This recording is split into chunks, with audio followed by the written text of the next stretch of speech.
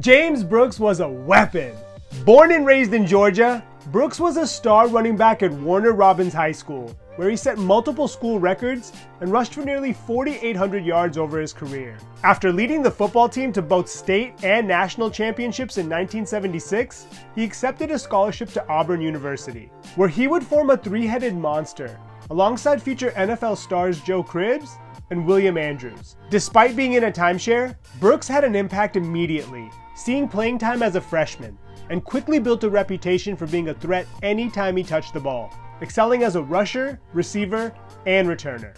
Brooks had 7 total touchdowns and averaged nearly 5.4 yards per touch over his first 2 seasons, before enjoying a breakout in 1979, when he scored 12 total touchdowns, rushed for 1,208 yards, and had 577 return yards. He was named an All-American and earned first-team All-SEC honors. Despite teams keying in on him, his final season would follow suit, and his 1,377 scrimmage yards and 11 total touchdowns would cement his legacy as an all-time Tiger, leaving Auburn with the most rushing and all-purpose yards in program history. Projected to be a first-round pick, Brooks would be selected 24th overall by the San Diego Chargers in the 1981 draft. The young talent would burst onto the scene, scoring both a rushing and receiving touchdown in his debut.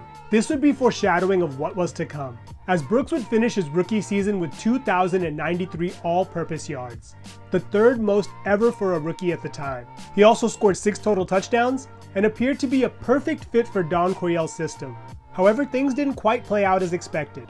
Despite averaging over 1,400 all-purpose yards over the next 2 seasons and turning in multiple strong playoff performances, Brooks was stuck in a change of pace role, behind the more imposing Chuck Muncie, who was 6'3", 227 pounds. Brooks, who was 5'9", 176 pounds, was largely being used as a returner, but was eager to prove that he was capable of handling a full workload and could be a feature back in the league despite his smaller stature. He remained positive, and by 1984 his patience would pay off, as he would curiously be traded to the Cincinnati Bengals in exchange for fullback Pete Johnson, a trade that would go down as one of the most lopsided in NFL history, as Brooks would go on to become a star, while Johnson would play sparingly for 1 season before retiring. Brooks' abilities as a receiver allowed him to thrive in Sam Wyche's hurry-up offense, as his precise route running presented a huge matchup problem for linebackers and safeties alike. His days as a special teamer would essentially be in the rear view, and he would emerge as a cornerstone of the offense by his second year, rushing for a team-best 929 yards and setting career highs in both receiving and total touchdowns, with 55 receptions for 576 yards and 12 combined scores. Brooks would follow up his breakout campaign with another standout season in 1986, eclipsing the 1,000-yard rushing mark for the first time and finishing 3rd in the league in scrimmage yards, with 1,773, earning him his first Pro Bowl selection, the first of 4 in his career. He also formed a strong connection with emerging third-year and future MVP quarterback, Boomer Esiason. Unfortunately, injuries would force Brooks to miss nearly half of the following year, but he would return stronger than ever in 1988, scoring a career-best 8 rushing touchdowns and 6 receiving touchdowns. He and star rookie running back, Ickey Woods, would take the league by storm, combining for nearly 2,000 yards on the ground. Their efforts would propel Cincinnati to a Super Bowl appearance, where they faced off against the dynastic San Francisco 49ers, who needed Joe Montana's fourth-quarter heroics to pull out the 20-16 victory. While Brooks was largely held in check during the big game, he did have a solid postseason overall, contributing 202 all-purpose yards and 1 total touchdown across 3 games. After Woods' stellar rookie season, the expectation was for him and Brooks to form a committee.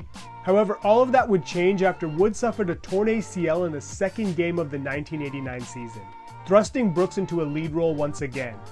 And in typical fashion, he responded, rushing for a career-high 1,239 yards and averaged a league-best 5.6 yards per carry, ranking ahead of the likes of Bo Jackson and Barry Sanders. Woods would never quite return to form, which allowed Brooks to enjoy feature duties for 1 more season, where he once again cleared the 1,000-yard mark. Unfortunately, Father Time would finally catch up to the seemingly ageless star, and Brooks would play 1.5 more seasons before calling it a career in 1992. At the time of his retirement, he was the all-time rusher in Bengals history, with 6,447 yards, and had the 6th most receptions in team history, with 297. His 14,910 all-purpose yards ranked 41st all-time, and he is only one of 7 players to have 30 rushing touchdowns and 30 receiving touchdowns. While he never had the physical traits of a typical running back for that era, no runner had a bigger heart. His versatility was groundbreaking in a number of ways, and he is arguably the greatest pound-for-pound running back in NFL history. I want to thank you for watching, and I would love to hear your thoughts on James Brooks and whether or not he deserves Hall of Fame consideration.